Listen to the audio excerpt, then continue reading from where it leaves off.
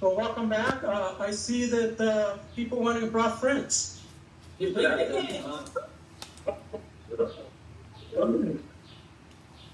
Sorry, get it out, right now. So the next item on the agenda is public comment, but Chandler and I will be reading as we get started on here. Just a reminder, I know we have a full house here today. Before we begin, I would like to remind everyone of some basic grounds that we have. We conduct our meetings in a respectful and courteous manner, and that applies to the conduct of members of the public. There is a period for public comment, and those who wish to provide comments should sign in so we'll be able to call on you.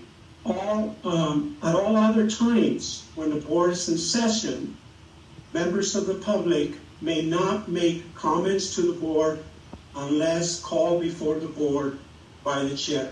No one may engage in behavior which disrupts the orderly conduct of this public meeting. And anyone who disrupts the meeting will be asked to leave.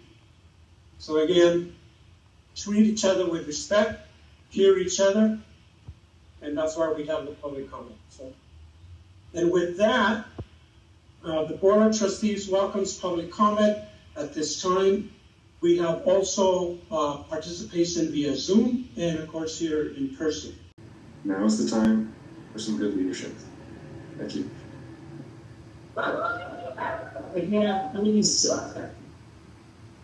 Remember what I said. Thank you. We have a lot of people signed up, so any interruptions will just interfere with other people speaking. So thank you. Thank you. May I remind you again, please, you want to do that, go on the hallway. Thank you. All right, drum roll. Come on, you guys have tables in front of you. This time it's acceptable. This is for good, all right. So here we go. And now it is the honor to recognize this year's recipient, Dr. Carmen Nuzal.